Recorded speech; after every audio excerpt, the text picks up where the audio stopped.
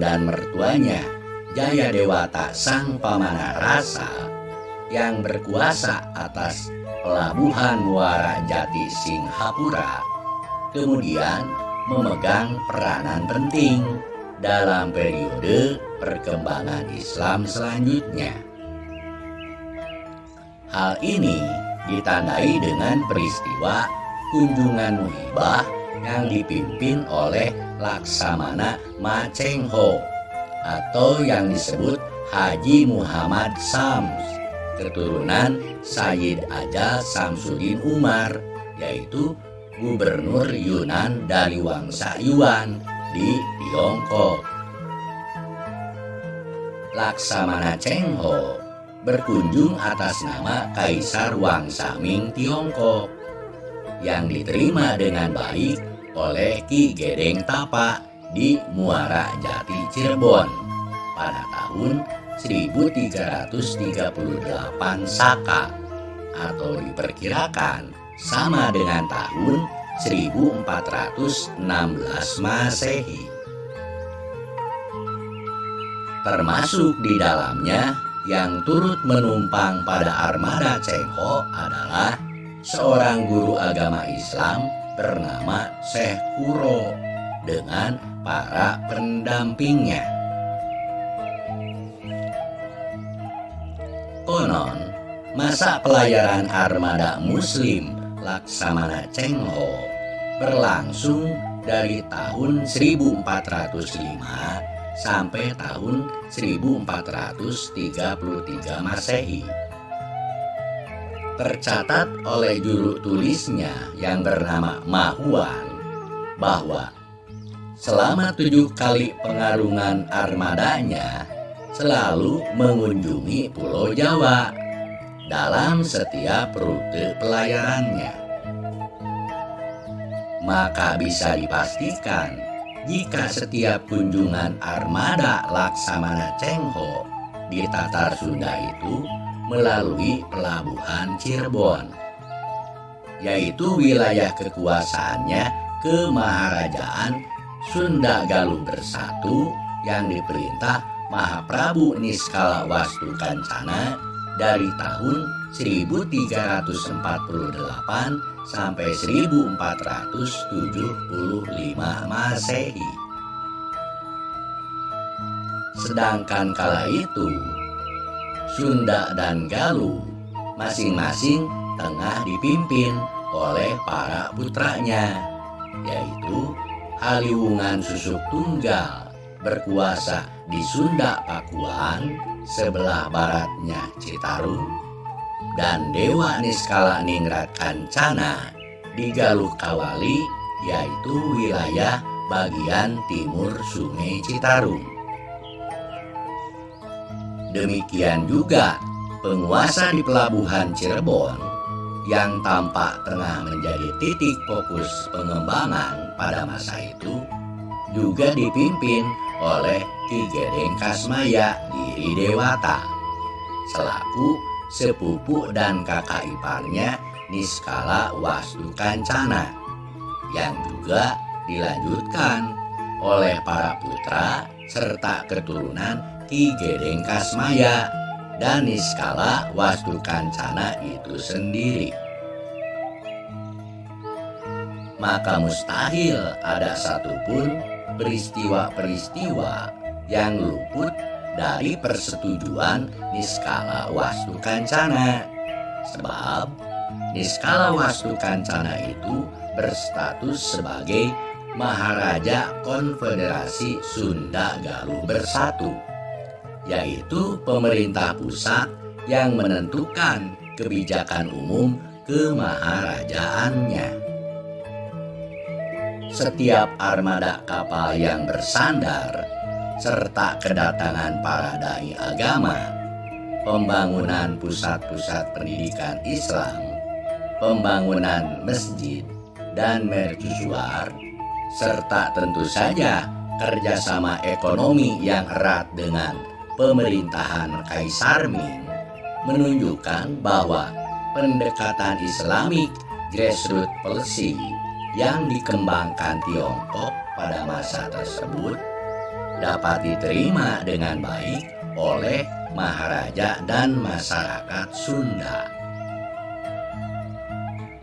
Tiongkok melalui Kaisar Wangsa Ming memberdayakan masyarakat kawasan Cina Selatan yang mayoritas Muslim, kawasan Indochina dan Semenanjung Malaya untuk menjangkau kelancaran diplomasi yang tengah dilakukan di Nusantara dan dunia Muslim secara umum yang tengah berjaya pada era tersebut.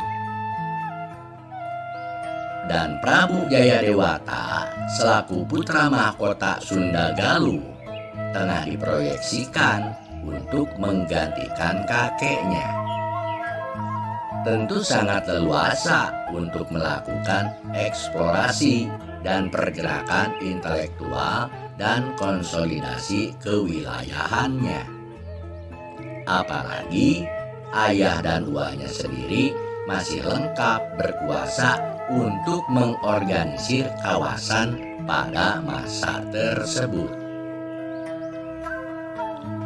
Pada tahun 1342 Saka atau sama dengan tahun 1420 Masehi, ada yang turut menumpang armada kapal Cengho lagi, yaitu seorang penyebar agama Islam selanjutnya bernama Syekh Nurjati asal Malaka yang masih satu keturunan dengan Syekh Kuro, yaitu sama-sama keturunan Amir Abdullah Asmat Khan asal Nasirabad, India. Menurut naskah Bujanggamani, Syekh Nurjati oleh Ki Gedeng Tapa kemudian ditempatkan di Arga Jati atau Giri Amparan Jati alias Gunung Jati sebagai guru agama Islam.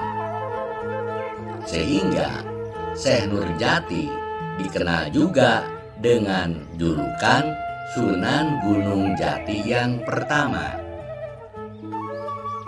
Di kemudian hari, Syekh Nurjati menjadi guru agama bagi Pangeran Walangsungsang atau Pangeran Cakrabuana, Nyai Rara Santang, dan Rakean Santang atau Raja Sangara alias Prabu Kian Santang. Kedudukan Syekh Nurjati sebagai guru agama Islam kemudian dilanjutkan oleh Syarif Hidayatullah menjadi Sunan Gunung Jati yang kedua, yaitu putra pasangan Syarif Abdullah, wali kota di Mesir, dengan Hajah Syarifah Mudaim alias Rara Santang, putri kedua Prabu Siliwangi dari Nyimas Putri Subang Larang. Dengan demikian, keturunan Dewa Niskala Ningrat Kancana atau keturunan adik-adiknya Pangeran Jayadewata sang pamanarasa itu banyak yang tinggal dan berkuasa di wilayah Jawa Tengah.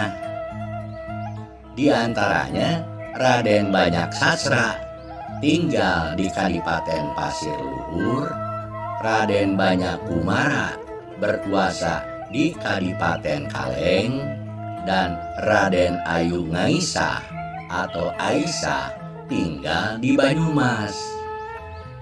Lalu Raden Jaka Ketugu menjadi adipati di Kadipaten Wirasaba Purbalingga yang dikenal dengan nama Adipati Anom Wira Utama alias Adipati Marga Utama Wira Saba.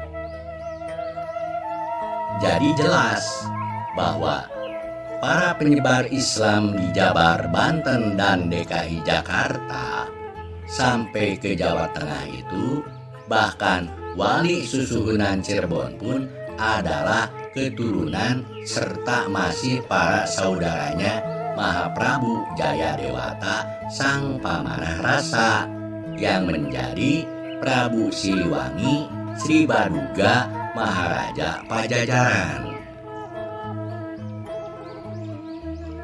Adapun wilayah kekuasaan Sunda Galuh Bersatu ataupun Pajajaran itu adalah sampai ke Brebes, Banyumas, dan Cilacap. Karena memang itulah wilayah yang diwariskan oleh Kemaharajaan Tarumanagara. Baik masa Sunda Sembawa yang diperintah Sang Tarusbawa di wilayah barat Sungai Citarum maupun Galuh Karangkamulian di masa Sang Retikandayun di sebelah timur Sungai Citarum sampai ke Kali Cipamali di Brebes. Adapun budaya pembagian daerah kekuasaan kerajaan itu yang menjadi batas wilayah atau terpiswiring itu adalah alam yang berupa gunung, sungai, dan lautan. Adapun sekarang menjadi wilayah Jabar, Jateng, dan Jatim adalah warisan pembagian administratif pemerintahan kolonial, bukan pembagian wilayah masa monarki di Pulau Jawa. Bahkan Kabupaten Garut pun, daerah di sebelah selatan alur Sungai Cimanuk adalah bekas wilayahnya Sukapura, Kebakaraan, Galunggung, Tasikmalaya.